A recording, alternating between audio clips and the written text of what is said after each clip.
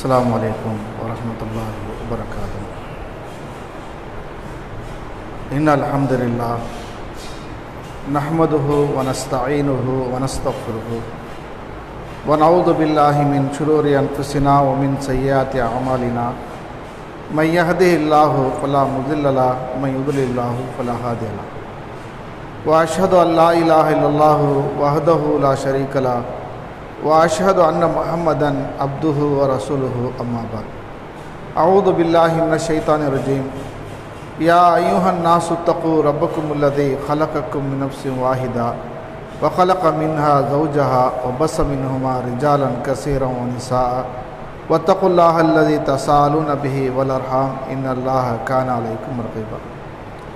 அளவற்ற அருளாளனும் நிகரற்ற அன்புடையமாகிய எல்லாம் அல்ல அல்லாஹ்வின் திருப்பெயரால் இந்த உரையை ஆரம்பம் செய்தேன். கணியத்திற்குரிய எல்லாம் அல்ல அல்லாஹ்வின் நல்லடியார்களே, அல்லாஹு ரப்புல் ஆலமீன் பரந்த இந்த உலகத்தை படைத்து அதில் ஏராளமான உயிரினங்களை படைத்திருக்கின்றான். அத்தகைய உயிரினங்களிலேயே மிகச்சிறந்த உயர்ந்த அறிவு பெற்ற திகழக்கூடிய படைப்பாக மனிதனை ஒன்றாக படைத்திருக்கின்றான். சிறந்த படைப்புகளாக திகழக்கூடிய நம்மை நிரந்தரமாகவே இந்த உலகத்தில் விட்டுவிடாமல் ஒவ்வொரு மனிதருக்கும் குறிப்பிட்ட கால அவகாசத்தை வழங்கி இந்த உலக வாழ்க்கையை எவ்வாறு தேர்ந்தெடுக்கிறார்கள் என்ற ஒரு சோதனையை ஏற்படுத்தி அதன் மூலமாக நாளை மறுமையில் சொர்க்கத்தையோ நரகத்தையோ அவர்கள் பெற வேண்டும் என்பதற்காக இந்த உலக வாழ்க்கை நமக்கு தந்திருக்கின்றான். இத்தகைய உலக வாழ்க்கை நாம் நிரந்தரமாகவே இந்த உலகத்தில் இருக்க மாட்டோம் என்ற உறுதியோடு நம்முடைய உள்ளங்கள் நமக்கு தீர்ப்பளிக்கிறது. அல்லாஹ்வை நாம் சந்திக்க இருக்கின்றோம் என்று நம்புகிறோம். நாளை மறுமையை அந்த மறுமை நாளிலே அல்லாஹ்வுடைய முன்னிலையில் நிறுத்தப்பட்டு விசாரிக்கப்படுவோம் என்ற நம்பிக்கையை இருக்கிறது. ஆனால் இந்த உலகத்தில் எவ்வாறு வாழ வேண்டுமோ அப்படி தன்னுடைய வாழ்க்கை அமைக்கிறார்களா என்றால் மறுமையுடைய லட்சியத்தை விட உலக வாழ்க்கையுடைய லட்சியம்தான் தன்னை மேலோங்கி செல்கிறது என்பதனை பரவலாக நாம் பழகக்கூடிய முஸ்லிம்களாக பேர்தாங்கிகளாக இருக்கக்கூடியவர்களிடத்தில் செய்யக்கூடிய செயல்பாடுகளை வைத்து நம்மால் அறிய முடிகிறது. அல்லாஹ் ரப்புல் ஆலமீன் உலகத்தில் கோடான கோடி முஸ்லிம்களை கோடான கோட உயிரினங்களை வாழ்ந்து படைக்கப்பட்டிருந்தாலும் அது மிகச்சிறந்த படைப்புகளாக திகழ வேண்டும் என்பதற்காக மனிதனை படைத்திருந்தாலும் அதில் ஏராளமான மனிதர்களை நேர்வழி பெறவில்லை. குறிப்பிட்ட ஆட்களை இறைவன் தேர்ந்தெடுத்திருக்கின்றான். இறை நம்பிக்கையாளர்களாக இருக்க வேண்டும், இவர்கள் நாளை மறுமையில் சுவனத்தை அடைய வேண்டும், இந்த உலக வாழ்க்கை சரியானதை தேர்ந்தெடுக்க வேண்டும் என்பதற்காக இந்த உலகத்தில் முஸ்லீம்களாகவே வாழ வைத்திருக்கின்றான் என்றால் அல்லாஹ்விற்கு நாம் அதிகமாக புகழ வேண்டும். எத்தனையோ பேர் அறிவாளிகளாக இருக்கிறார்கள், பட்டதாரிகளாக இருக்கிறார்கள், உயர்ந்த படிப்புகளை படித்து சிந்தனைகளை அதிகமாக செலுத்தக்கூடியவர்களாக இருக்கிறார்கள். ஆனால் அவர்களுக்கு வழங்காத இந்த இஸ்லாம் நமக்கு கிடைத்திருக்கிறது என்றால் அல்லாஹ்விற்கு அதிகமாக நாம் புகழ வேண்டும். ஏனென்றால் அல்லாஹ் ரப்புல் ஆலமீன் இந்த கொள்கையிலே இருக்கக்கூடியவர்களுக்கு இந்த உலகம் என்பது ஒரு சிறைச்சாலை தான். இந்த உலகத்தில் சில கட்டுப்பாடுகளை அவர்கள் இருந்தால் நாளை மறுமையிலே இவருக்கு விசாலமான அந்த சொர்க்கத்தில் இன்பத்தை அடைய வேண்டும் என்பதற்காக இறைவன் நமக்கு இத்தகைய ஒரு வாழ்க்கையை நமக்கு தந்திருக்கின்றான். ஆனால் இந்த கொள்கையை இஸ்லாத்தில் இல்லாதவர்களாக திகழக்கூடியவர்களுக்கு இது ஒரு சொர்க்கமாகவே அமைந்திருக்கிறது. எண்ணற்ற இன்பத்தையும் அடைகிறார்கள். ஆனால் முஸ்லிம்களாக இருக்கக்கூடிய நாம் அப்படி அடைய முடியாது. ஏனென்றால் ஒரு தகுதிகளை முஸ்லிம்களுக்கும் ஒரு தகுதிகளை இறைவன் நமக்கு ஒரு பட்டத்தை ஒரு பெயரை சூட்டுகின்றான். இறை நம்பிக்கையாளர்கள். ஒரு முஸ்லிம் என்று சொன்னால் அல்லாஹ்வை நம்பும் விதத்தில் நம்ப வேண்டும், அல்லாஹ்வை பயந்து நடக்க வேண்டும். இந்த உலகத்தில் நன்மை தீமை எந்த ஒரு நிகழ்வுகளை ஏற்பட்டாலும் கூட அது அல்லாஹ்வினுடைய பொறுத்திலும் தான் ஏற்படுகிறது என்ற அந்த நம்பிக்கை ஆழமாக நாம் நம்ப வேண்டும். இறை நம்பிக்கையாளர்கள் தன்னை பெயர் சூட்டிக் கொள்வார்கள். யாரெல்லாம் தன்னுடைய இறை நம்பிக்கை என்னிடத்தில் இருக்கிறது என்று சொல்லுகிறார்களோ அவர்கள் தன்னுடைய உள்ளத்தில் இந்த செயல்பாடுகள், இந்த சிந்தனைகள், இத்தகைய நம்முடைய செயல்பாடுகள் இருக்கிறதா என்று நாம் கவனிக்க வேண்டும். அல்லாஹ் ரப்புல் ஆலமீன் இந்த கொள்கை சத்தியம் என்பதற்காக அல்லாஹ்வை இந்த மார்க்கத்தின் பக்கம் அழைக்கிறான். தாருஸ்ஸலாம், அமைதி என்ற மார்க்கத்தின் பக்கம், வீட்டின் பக்கம் நீங்கள் வந்துவிடுங்கள், நுழையுங்கள் என்று அல்லாஹ் கூப்பிடுகின்றான். இந்த கொள்கை அவனுக்குரியது. அவன்தான் முதலிலே இந்த கொள்கையில் நீங்கள் நுழைய வேண்டும் என்று அழைப்பு கொடுக்கிறான். அது பிறகு ஏனைய நபிமார்களை தேர்ந்தெடுத்து இந்த கொள்கையின் பக்கம் மக்களை அழைக்க வேண்டும் என்ற பணியை சுமத்துகின்றான். அந்த பணி நபிமார்களும் செய்தார்கள். இந்த மகத்தான பணியை உலகம் அழியும் வரை ஒவ்வொரு முஸ்லிம்களும் செய்ய வேண்டும் என்ற இந்த செயல்பாடுகள் யாரிடத்தில் இருக்கிறது? மிக முக்கியமான ஒரு பண்பாகவே இது நமக்கு அல்லாஹ் சுமத்துகின்றான். நன்மை ஏவி தீமை தடுக்கக்கூடிய மனிதர்களாக, இறை நம்பிக்கையாளர்களாக இருக்க வேண்டும் என்று அல்லாஹ் சொல்றானே. நான் இறை நம்பிக்கையாளர் என்றால் என்னால் முடிந்த அளவிற்கு நன்மைகளை சொல்ல வேண்டும், தீமைகளை தடுக்க வேண்டும். அது யாரு செய்தாலும், என்னுடைய மனைவி, என்னுடைய பிள்ளை, என்னுடைய சமுதாயத்தார், என் ஊர்வாசிகள், என்னுடைய சொந்த பந்தங்கள் யாராக இருந்தாலும் சரி, அந்த தீமையை தடுக்க வேண்டும். அவர்கள் நன்மை செய்யாதவராக இருந்தால் அவர்கள் நன்மையுடைய அந்த நன்மையுடைய விஷயத்தை எடுத்து சொல்லி அந்த நன்மையுடைய ஆர்வத்தை காட்டி அந்த செயல்பாடுகளை செய்வதற்கு நாம் தூண்ட வேண்டும். இது மகத்தான பணி என்பதற்காகத்தான் நபிகள் நாயகம் ஸல்லல்லாஹு அலைஹி வஸல்லம் அவர்கள் விடை பெறக்கூடிய ஹஜ்ஜில் ரசூல் ஸல்லல்லாஹு அலைஹி வஸல்லம் அவர்கள் சஹாபாக்கள் இடத்துல ஒரு ரத்தின சுருக்கமாக சொன்னார்கள். பல்லிகு அன்னி வலவ் ஆயா, என்னிடமிருந்து ஏதேனும் ஒரு செய்தி உங்களுக்கு கிடைத்தால் அது பிறருக்கு எடுத்துரைக்க வேண்டும், அது உங்களோடு வைத்துக் கொள்ளக்கூடாது என்று அல்லாஹ்வுடைய தூதர் அவர்கள் சஹாபாக்களுக்கு சொல்கிறார்கள். சொல்லிட்டு சொல்றார்கள், ருப்ப முபல்லகின் அவ்வாமின் சாமீன், நீங்கள் கேட்டு நடப்பதை விட யார் இதை சரியான முறையில் செவியேற்கிறார்களோ அவர் உங்களை விட நன்கான முறையில் புரிந்து கொள்வார்கள் என்று சொன்னார்கள். இதே சத்திய கொள்கையில் நாம் ஆரம்ப காலகட்டத்தை நினைத்து பாருங்கள். ஒரு கட்டத்தில் தர்காக்களை அதுதான் நம்முடைய வாழ்க்கை என்று நம்பி இருந்தோம். அவுலியாக்கள் இடத்தில் தான் நாம் கேட்க வேண்டும், அவர் தான் நமக்கு சிபாரிசு செய்வார்கள் என்றெல்லாம் நம்பி இருந்தோம். ஒரு நமக்கு தெளிவான அறிவு வருகின்ற நேரத்தில், சான்றுகள் வருகின்ற நேரத்தில் இது மார்க்கத்துக்கு முரணானது, அல்லாஹ் கோபப்பட்ட காரியம், இதில் இருந்தால் நரகத்தில் அதில் பாதாளத்தில் நாம் தள்ளப்படுவோம் என்ற ஒரு உணர்வு ஏற்பட்ட காரணத்தினால் மக்கள் மத்தியில் எடுத்து சொல்லி இதுதான் சத்தியம், இதுதான் கொள்கை, இதுதான் இறைவன் விரும்புகிறான், இப்பேற்பட்ட மார்க்கம் தான் நமக்கு வழங்கப்பட்டிருக்கிறது, ஆனால் இந்த மார்க்கத்துக்கு முரணான காரியம் நாம் செய்கின்றோம் என்ற அந்த உணர்வுகளை எடுத்து சொல்லி இந்த கொள்கையின் பக்கம் மக்களை அழைத்தோமே. இந்த அழைப்புகள் நாம் ஏற்றுக்கொண்ட கொள்கை என்னுடைய சொந்த பந்தங்களுக்கு போய் சேர்ந்து இருக்கிறதா? இந்த பணி மகத்தான பணி, இந்த பண்பு நம்மிடத்தில் இருக்க வேண்டும் என்றால் யாரெல்லாம் நாம் செய்ய வேண்டும்? நாம் எல்லாம் பார்க்கிறோம், ஒரு படித்த பட்டதாரிகளாகத்தான், ஒரு 7 வருடம் படித்தவர் தான் எடுத்து சொல்ல வேண்டும் என்று நாம் நினைக்கின்றோம். அப்படி சொல்லவில்லையே. ரசூல் ஸல்லல்லாஹு அலைஹி வஸல்லம் தகுதிகளை சொல்லவில்லையே. மான்ரா மின்கும் முன்கரன் பல்யுகையிர் பியதிஹி, உங்களிலே ஒரு தீமை பார்க்கின்ற நேரத்தில் கையால் தடுங்கள் என்று சொல்றாங்க. இதை படித்தவர்கள் சொல்லவில்லை, குரானை நன்கு மனனம் செய்தவர்கள் செய்ய வேண்டும் சொல்லவில்லை. ரசூல் ஸல்லல்லாஹு அலைஹி வஸல்லம் சொல்கின்ற அந்த வார்த்தை என்ன? உங்களில் ஒருவர் தீமையை பார்க்கின்ற நேரத்தில் உங்களால் கையால் முடிந்தால் தடுங்க. பல்யுகையிர் பியதிஹி, அப்படி உங்களால் கையால் தடுக்கவில்லையா? பபிலிசானிஹி, நாவினால் சொல்லுங்கள். அதிகாரத்தை காட்ட முடியாது, நாவினால் எடுத்து சொல்லுங்கள், திருப்பி சொல்லுங்கள். அந்த செய்திகளை உள்வாங்கி சரியான மார்க்கத்தை கடைபிடிக்கக்கூடிய ஒரு வாய்ப்புகளை கிடைக்குமே. அப்படி ரசூல் ஸல்லல்லாஹு அலைஹி வஸல்லம் அவர்கள் நாவினால் சொல்லுன்னு சொன்னாங்க.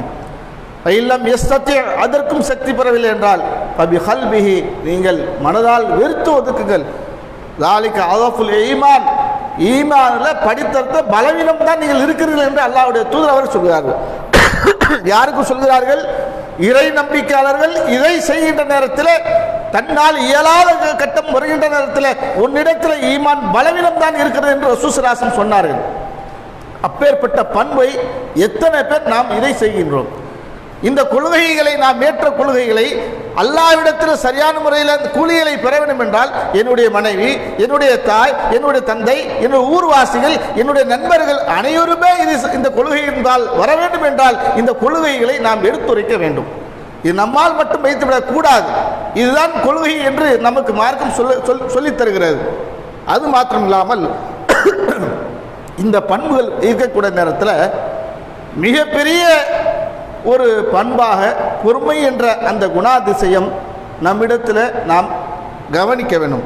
கொள்கையை ஏற்றுக்கிட்டோம், அல்லாவை ஏற்றுக்கிட்டோம், மறுமை நாளை ஏற்றுக்கிறோம் என்று இருக்கக்கூடிய ஒரு இடத்துல சில நேரத்தில் ஷைத்தான் கோபத்தை ஏற்படுத்தக்கூடிய செயலை சிந்தனைகளை ஊட்டுவான், ஆத்திரத்தை ஏற்படுத்த மாறி வரும். அதனால் கடுமையான முறையில் நடந்துவிடக் கூடாது என்பதற்காக மார்க்கம் நமக்கு சொல்கிறது, நீ இறை நம்பிக்கையாளர்களாக இருந்தால் பொறுமை முக்கியம் என்று சொல்கிறது. எத்தனையோ கொள்கைவாதிகள், கொள்கைகளை ஊன்றியவர்களும் கூட இதில் பொறுமைகளை இழக்கக்கூடியதை நாம் பார்க்கிறோம். எத்தனையோ விஷயங்கள்ல தனக்கு வருகின்ற நேரத்தில் அந்த பொறுமைகளை இழக்கக்கூடியவர்களை நம்ம பார்க்க முடிகிறது. ஆனால் அந்த பொறுமைகளை பற்றி ரசூல் ஸல்லல்லாஹு அலைஹி வஸல்லம் அல்லாஹ் திருமறை குர்ஆன் சொல்றான், யா அய்யுஹல்லதீன ஆமனு இஸ்பிரு வஸாபிரு. உங்களிடத்தில் இருக்கக்கூடிய மிகப்பெரிய பண்புகளாக திகழக்கூடிய அந்த பொறுமை என்ற பண்பு உங்களிடத்தில் வளர்த்துக் கொள்ள வேண்டும். பொறுமையாளர்களாக இருக்கக்கூடிய அவரிடத்தில் நீங்கள் சேர்ந்திருக்க வேண்டும் என்று அல்லாஹ் நமக்கு சொல்லி காட்டுறார். என்றால் இந்த பொறுமைதான் நமக்கு இந்த உலகத்தில் நன்மைகளை பெற்றுத்தரக்கூடியது. இந்த பொறுமைகளை இழந்து விட்டோம் என்றால், நமக்கு கோபம் நமக்கு அதிகமாக வந்துவிட்டது என்றால், கடைசியாக பார்த்தால் நன்மைகளை அழிக்கக்கூடியதாகவே இருந்துவிடும். கவனிக்க வேண்டியது என்ன? பொறுமை என்ற விஷயங்கள்ல கவனமாக இருக்க வேண்டும். என்னுடைய நன்மை நாசமாக்கூடிய இந்த கோபத்துடைய காரணத்தினால் அப்படி போய்விடும் என்றால் ஒரு காலமும் அதற்கு வழிவகுத்திடக்கூடாது. நமக்கு வருகின்ற நேரத்தில் நமக்கு மார்க்கம் எப்படி சொல்லித்தரப்பட்டிருக்கிறதோ அப்படி கையாள வேண்டும். இந்த கொள்கையை எடுத்து சொல்கின்ற நேரத்தில் ஏராளமான விதத்தில் உங்களுக்கு எதிர்ப்புகள் வரலாம். உங்களிடத்தில் கடினமாக நடந்து கொள்வார்கள், உங்களுக்கு எதிராக பல சூழ்ச்சிகள் செய்வார்கள். எந்த விதத்தில் இருந்தாலும் கூட நீங்கள் பொறுமையாக இருக்க வேண்டும் என்று சொல்லிட்டு அல்லாஹ் சொல்றார், இன்னமா யோஃபஸ் சாபிரூன. யார் இதில் இந்த உலகத்தில் வாழ்கிற நேரத்தில் பொறுமைகளை அதிகமாக கடைபிடிக்கிறார்களோ அஜ்ரஹும் பிகைரி ஹிசாப், அவர்களுக்கு கேள்வி கணக்கில் இல்லாமல் கூலிகளை வழங்கப்படும். இதை கவனிக்க வேண்டும். எந்த அளவுக்கு கூலிகள் அல்லாஹ் தருகின்றான் என்றால், கணக்கில்லாமலே கூலிகளை வழங்குகின்றான் என்றால் எதனால் தருகிறான்? நம்ம கோபமுட்ட செயல்களாக செய்தாலும் பரவாயில்லை, நமக்கு எதிராக சூழ்ச்சிகளை செய்தாலும் பரவாயில்லை, நாம் எந்த விதத்திலும் பொறுமைகளை இழந்துவிடக் கூடாது. அல்லாஹ்விற்காகவே பொறுமைகளாக இந்த உலகத்தில் வாழ்வோம் என்றால் கணக்கில்லாமல உங்களுக்கு கூலிகளை தருகின்றான் என்றால் அந்த பொறுமைகளை நாம் கடைபிடிக்கணும். எத்தனையோ பேர் நம்ம பார்க்குறோம், ரொம்ப அறிவாளிகளாக இருப்பார்கள், ஒரு சின்ன குழந்தைகளாக இருந்து ஒரு வயோதிகளாக இருக்கக்கூடியவர்களும் கூட கோபத்தில் உச்சகட்டமாக இருக்கிறது. பிற மதத்தவர்களுக்கு அந்த கோட்பாடுகள் சொல்லாமல் இருந்தாலும் கூட நாம் கொள்கையுடையவர்கள், தௌஹீத்வாதிகளாக இருந்தாலும் சரி, இறையச்சமுடையவர்களாக இருந்தாலும் சரி, சொல்லக்கூடிய உபதேசம் என்ன? கோபம் என்ற அந்த சிந்தனை வரக்கூடாது, பொறுமைகளை இருக்க வேண்டும் என்று நமக்கு சொல்லித்தரப்படக்கூடிய இந்த பொறுமைகளை இழந்துவிடக் கூடாது என்று நமக்கு மார்க்கம் சொல்லி தரப்படுது. அதே மாதிரி சொல்கின்ற நேரத்தில் வலம் சபர வஃபர இன்ன தாலிகல் லமின் அதுமில் உமூர்.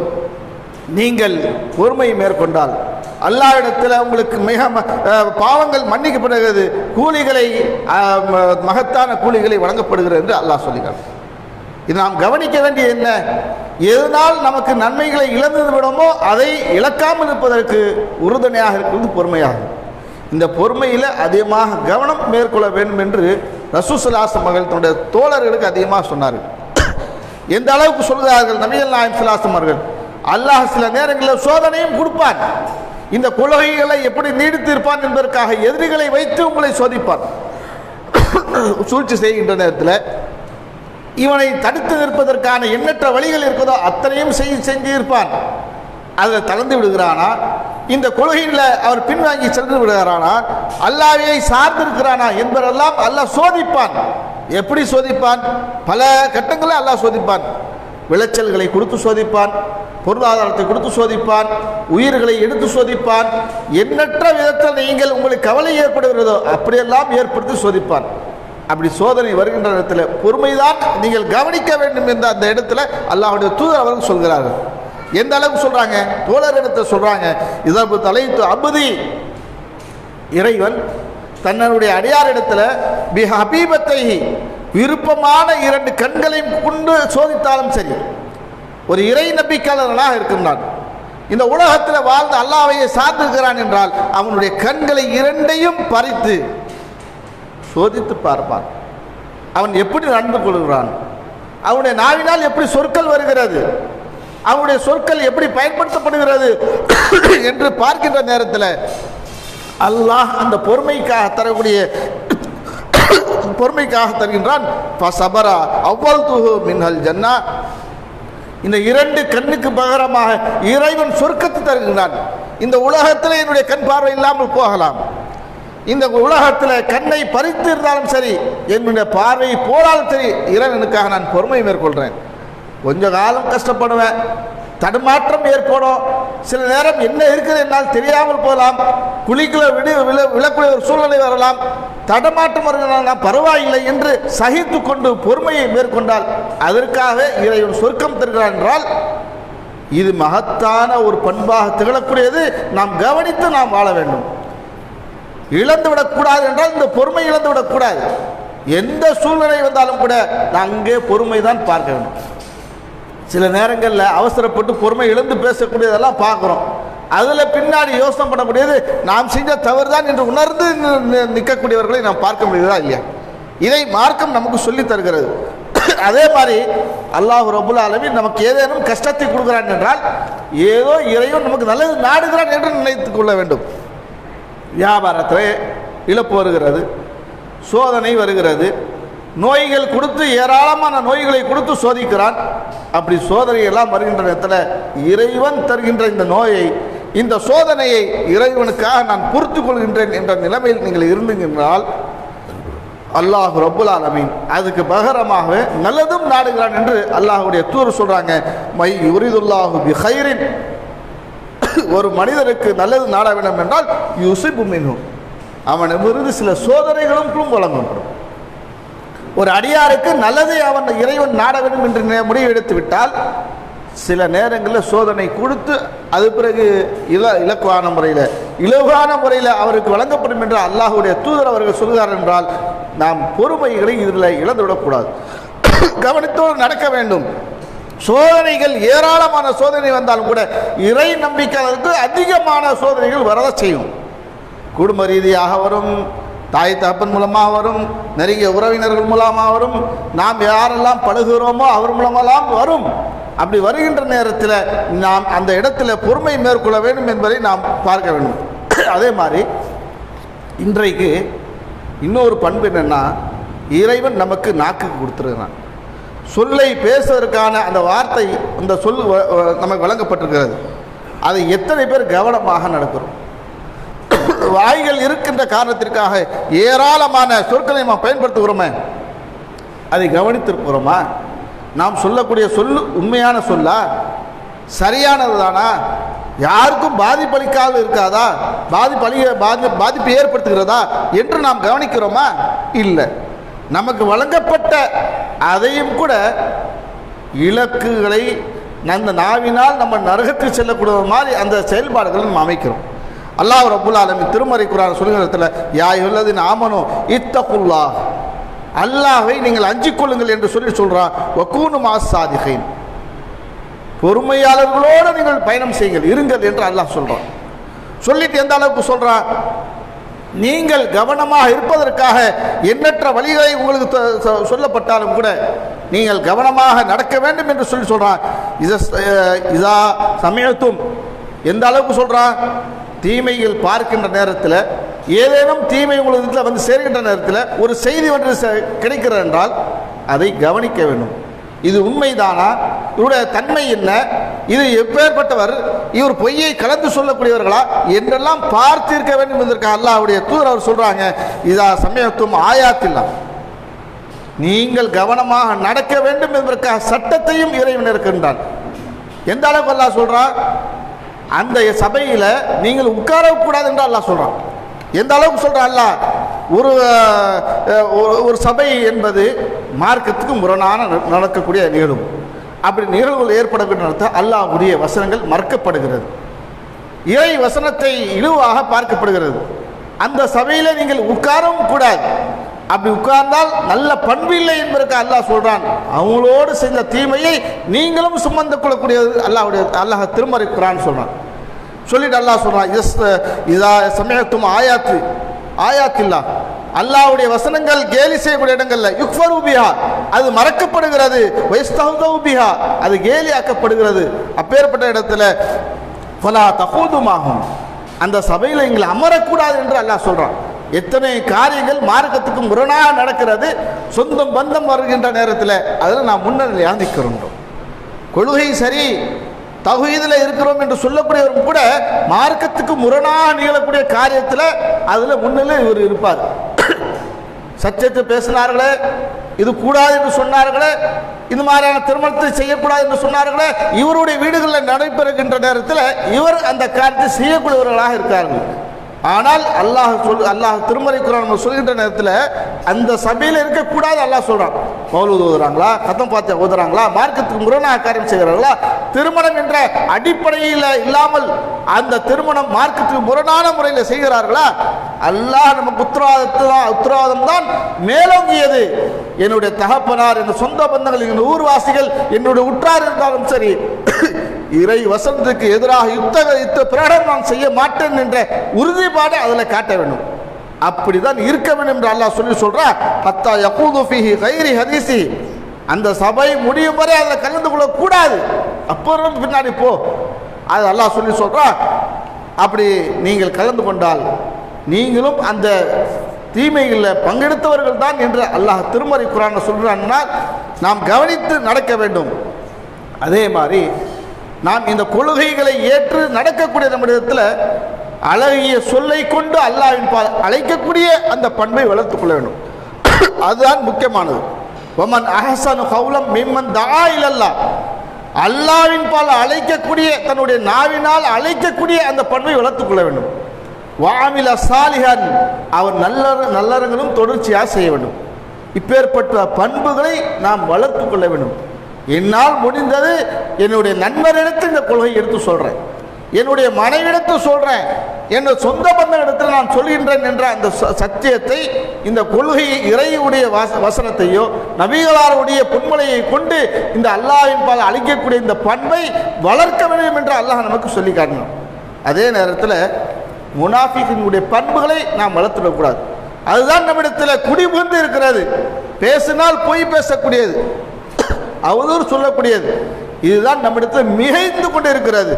அதே மாதிரி வாக்களித்தாலும் மாறு செய்யக்கூடியது, அதே மாதிரி நம்பினால் மோசடி செய்யக்கூடியதெல்லாம் நம்மிடத்தில் இருக்கிறது தான் மிகப்பெரிய ஆச்சரியம். ஒரு இறை மறுப்பாளர் நம்மிடத்தில் இருப்பது அது வேற. ஒரு இறை நம்பிக்கையாளரிடத்தில் எந்த பண்பு இருக்க வேண்டும் என்று அல்லாஹ் விரும்புகிறான், அந்த பண்பு இருக்க வேண்டும். ஆனால் அந்த பண்பு இல்லாமல் போனால் நாம் செய்த எல்லா நல்லறங்கள் அதை நரகத்துக்கு கொண்டு போய் சேர்த்தோம். எந்த அளவுக்கு அல்லாஹ்வுடைய தூதர் சொல்றாங்க, ஆயத்துல் முனாஃபிக் சலாசன், ஒரு முனாஃபிக் என்பவன் 3 சொல்லுக்கு சொந்தக்காரனாக மாறுகின்றான். அவன் என்ன செய்கின்றான், இதா ஹதஸ கஸபா, இவன் பேசினாலேயே பொய்யாகவே பேசுவான், அவன் முனாஃபிக். இன்றைக்கு நம்ம பார்க்கிறோம், ஒரு நேரத்தில் ஏதாவது ஒரு செய்திகளை போய் சொல்லக்கூடியதாக இருக்கும். அப்படி இல்லை, இன்றைக்கு ஒரு குரூப்புகளை வாட்ஸ்அப் வழியாக பல செய்திகளை, பொய்யான தகவல்களை பரப்பப்படி நம்ம பார்க்குறோம். ஒரு பொய் செய்தியை நம்ம சொல்கிறோமே, இது எத்தனையோ ஒரு தாக்கத்தை ஏற்படுத்தும் என்றெல்லாம் பார்க்காம தினதோறும் நொடிக்கு ஒரு செய்திகளை போட்டு அனுப்பக்கூடிய நம்ம பார்க்குறோமா இல்லையா? அதுதான் அல்லாஹ்வுடைய தூதர் சொல்கிறாங்க, இதா ஹத்தஸ கஸப, இவன் பேசினாலேயே பொய்யே பேசிக்கொண்டே இருப்பான், இவன் முனாஃபிகீன். வைதா வஅத அக்லஃப, இவனிடத்தில் உடன்படிக்கை எடுத்தால் மாறு செய்வான் என்று அல்லாஹ்வுடைய தூதர் சொல்றாங்க. அல்லாஹ்வுடைய தூதர் சொல்றாங்க, வைதா துமின கான, நம்பினால் மோசடி செய்வான். நம்மிடத்தால் தான் இருக்கிறாங்க நிறைய பேர். எடுத்து பாருங்க, மோசடியில் உச்சகட்டம் நம்ம முஸ்லீம் சமுதாயத்தில் தான் இருக்குது. மாற்று மத சகோதரிடம் கூட செய்கிறார் என்றால், இறைவனை நம்பி இருக்கக்கூடியவர்கள், மறுமையை நம்பி இருக்கக்கூடியவர்கள் மோசடி செய்யலாமா? நாளை மறுமையில் பல இருள்களாக அந்த மோசடிகள் உங்களுக்கு வருமே, அதை கவனிக்க வேண்டும் என்பதற்காக தான் ரசூல் ஸல்லல்லாஹு அலைஹி வஸல்லம் அவர்கள் தன்னுடைய தோழரிடத்தில் சொல்கிறார்கள், இந்த குணாதிசயம் உங்களுக்கு வரக்கூடாது. இப்படி இருந்தால் உங்களுடைய எல்லா காரியங்களும் நாசமாக்கிடும், நரகத்துக்கு கொண்டு போய் சேர்த்துடும் என்பதற்காக அல்லாஹ்வுடைய தூதர் அவர்கள் சொல்கிறார் என்றால் நாம் கவனிக்க வேண்டும். அதே மாதிரி எந்த அளவுக்கு பாருங்கள், நபிகள் பெருமானார் ஸல்லல்லாஹு அலைஹி வஸல்லம் அவங்க இந்த தோழர்களுக்கு சொல்கிறாங்க, நீங்கள் சொல்லக்கூடிய அந்த சொற்கள் ஒரு சர்வ சாதாரண நீங்கள் பேசிவிடுவீர்கள், அது உண்மை இல்லாமல் வதந்திகளாக இருந்தால் அதை பரப்பிடும் செய்து விடுவீர்கள். எவ்வளோ பெரிய அல்லாஹ் இடத்துல ஒரு பாரதூரமாக இருக்கிறது என்பதற்காக அல்லாஹ் திருமறை குர்ஆனை சொன்னதை அல்லாஹ்வுடைய தூதர் சொல்றாங்க. இதா தகல்தனஹு பில் சினத்திக்கும், சில சொற்களை சில செய்திகளை நீங்கள் பரப்பி விடுகிறீர்கள். வ தகூலுன பி அஃவாஹிக்கும், உங்களை நாவினால் மா லைஸ லக்கும் பிஹி இல்முன், எந்த ஒன்று அறிவும் இல்லாத ஒரு செயலை தன்னுடைய நாவினால் பரப்பிவிடும் செய்கிறீர்கள். அது மாதிரி நேரத்தில் வதஹ்சபூனஹும் ஹய்யன், அது ரொம்ப இலவாகவே நினைக்கிறீர்கள். செய்யக்கூடிய அந்த சொற்களை நீங்கள் ஒரு செய்தியை நீங்கள் பேசுகிறீங்க, ஆதரமற்ற செய்தி. ஒருவர் சொல்வார், இவர் சொல்லக்கூடிய செய்தி உண்மையா, இந்த செய்திக்கு என்ன ஒரு நமக்கு சான்று இருக்கிறது, நாளைக்கு நம்ம இடத்துல கேட்டால் என்ன பதில் இருக்கிறதெல்லாம் பார்க்காமல் நமக்கு வந்த செய்திகளை பரப்பக்கூடியது நம்ம பார்க்குறோம். இது ரொம்ப மோசமான பண்பு. எத்தனையோ செய்திகளை பொய்யாகவே பரப்பக்கூடியது. அதுதான் நபிகள் நாயகம் ஸல்லல்லாஹு அலைஹி வஸல்லம் சொல்கிறாங்க. எந்த அளவுக்கு சொல்கிறாங்கன்னு சொன்னால், பொய்யன் என்பதற்கு அளவுகள், கேள்விப்பட்டதெல்லாம் பரப்புபோன் அவன் தான் பொய்யன், அவன்தான் பொய்யன் என்பதற்கு ரசூல் ஸல்லல்லாஹு அலைஹி வஸல்லம் சொல்றாங்க. அல்லாஹ்விடத்தில் அவர் கூலி என்ன என்பது ஓஹுவ இன்தல்லாஹில் அஸீம், மகத்தான கூலியை அவன் பெற இருக்கின்றான். கூலி என்பது நன்மைக்கல்ல, தீமையை சம்பாதிப்பதற்கான அந்த கூலிகளை அல்லாஹ் தர இருக்கின்றான். அப்போ நம்ம இன்னும் கவனிக்க வேண்டும். நாம் பயன்படுத்தக்கூடிய சொன்னால் ஒரு பாதிப்பு ஏற்பட்டு விடக்கூடாது, ஒரு கடினமான முறையில் தாக்கத்தை ஏற்பட்டு விடக்கூடாது. என்னுடைய சொல் கடினத்தின் காரணமாக என்னுடைய நன்மைகளை அழிந்து விடக்கூடாது என்றால் என்னுடைய வாழ்க்கையில் நான் கவனமாக நடக்க வேண்டும். எந்த பண்பை நமக்கு வளர்த்து கொள்ள வேண்டும் என்று நமக்கு மார்க்கம் சொல்லி தருகிறதோ அந்த பண்புகளை வளர்த்து கொண்டு நம்முடைய வாழ்நாளில் அதை கடைபிடித்து கொண்டே போக வேண்டும். எந்த பண்பு நம்மை நரகத்துக்கு கொண்டு போய் சேர்த்துடுமோ அந்த பண்பை நம்மிடத்தில் வராமல் இருப்பதற்கான வழிவகுத்து கொள்ள வேண்டும். எத்தனையோ விஷயத்தில் கவனத்தை செலுத்துவாங்க. ஒரு வியாபாரத்தில் முன்னிருந்து செல்வதற்கான எண்ணற்ற வழிகள் இருக்கோ அதை பார்ப்பாங்க. ஒரு வியாபாரத்துடைய வீழ்ச்சிக்கான என்னென்ன முறையில் இருக்குதோ அதையும் கவனிப்பாங்க. அதை வராமல் இருப்பதற்கான எல்லாத்தையும் பார்ப்பாங்க. அது மாதிரி தான் நாளை மறுமையில் நாம் சொர்க்கத்துக்கு போக வேண்டும் என்றால் நமக்கு நன்மைகளை அழிந்து விடக்கூடாது என்றால் நல்ல பண்புகளை வளர்த்து கொண்டு இந்த பண்பின் மூலமாக நாளை மறுமையில் சொன்னத்தை அடைய முடியும். அப்பேற்பட்ட நன்மக்களாக அல்லாஹ் உங்களையும் இனியும் ஆக்கி அருள் புரிவானாக.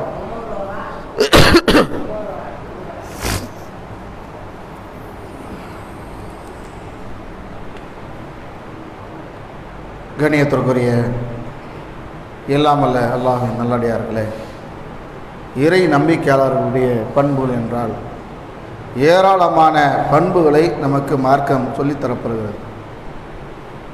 மிக முக்கியமானது சொல்லப்படுகிறது அவர்கள் தொழுகைகளை அகைமுஸ்ஸலாத், தொழுகைகளை அவர்கள் நிலைநாட்டுவார்கள். பாத்து ஜக்காத், ஜக்காத்தை கொடுப்பார்கள். அவர்கள் வீணான காரியத்தை ஈடுபட மாட்டார்கள். அது மாதிரி மானக்காடான காரியத்தில் அவர் ஈடுபட மாட்டார்கள். இதெல்லாம் நிறைய செய்திகள் நமக்கு சொல்லித்தரப்படுகிறது. அப்போ எதை நமக்கு பண்புகளை நமக்கு சொல்லித்தரப்படுகிறதோ அதை நாம் கவனிக்க வேண்டும். இன்றைக்கு வீணான காரியங்கள் தான் நம்மிடத்தில் அதிகமாகவே இருக்கிறது. நவீன இந்த செல்ஃபோன் வந்த பிறகு குரானையும் கூட தொடக்கூடியது ரொம்ப குறைஞ்சி விட்டது. தொழுகையுடைய நேரம் வந்து விட்டாலும் கூட அந்த மொபைலிலேயே நேரத்தை கழிக்கக்கூடியதெல்லாம் நம்ம பார்க்குறோம். ஆனால் இந்த ஒரு செயல்பாடோடு நம்முடைய பயணத்தை போனோம் என்றால் ஏதோ நம்முடைய சிந்தனைகளை சரியான முறையில் கவனிக்க முடியாது. ஒரு இடத்துல அல்லாஹ் சொல்லுவோம் சலாத்தின் ஹாஷுவன், அவர் பயபக்தியோடு அவருடைய தொழுகையை நிலைநாட்டுவார்கள், அவருடைய தொழுகைகளை பேணி தொழுவார்கள் எல்லாம் சொல்லப்படுகிறது. ஆனால் இன்றைக்கு அந்த பேணுதல்லாம் இல்லை. ஏதோ கடமை இருக்கிறது, வந்து தொழுதுட்டு கவனக்குறைவாக தொழுது போகக்கூடியதெல்லாம் பார்க்குறோம். இந்த தொழுகையெல்லாம் நமக்கு நாளை மறுமையில் நம்ம கூலிகளை பெற்றுத்தராது. எந்த அடிப்படையில் பாதுகாத்து கொண்டு இந்த தொழுகையை நாம் தொழ வேண்டும் என்று அல்லாஹ் சொல்லுகின்றானோ அப்பேற்பட்ட தொழுகைகளை பண்புகளை வளர்த்து கொண்டு நம்முடைய பயணத்தை மேற்கொண்டால் நாளை மறுமையில் நமக்கு மகத்தான கூலிகளை பெற முடியும். யார் இந்த உலகத்தில் கவனமற்றவர்களாக இருந்து வீணான காரியங்களில் அதிகமாக மூழ்கி செல்கிறார்களோ அது போன்ற தீய பண்புகளிலே அதிகமாக பண்புகளை வளர்த்து கொண்டு தன்னுடைய செயல்பாடுகளை அமைத்து கொண்டானோ நாளை மறுமையில் அவன் நரகத்தில் சந்திப்பான். நம்மிடத்திலும் தான் நம்முடைய எல்லா விதத்திலும் நம்மிடத்தில் இருக்கிறது. நாம் நன்மையை அதிகமாக தேர்ந்தெடுத்து பண்புகளை வளர்த்து கொண்டு நாளை மறுமையில் சொர்க்கத்து செல்வதற்கான எல்லா வகைகளையும் இறைவன் நமக்கு ஏற்படுத்தி தருவானாக. ஆகிரு தவானா அல்ஹம்துலில்லாஹி ரப்பில் ஆலமீன்.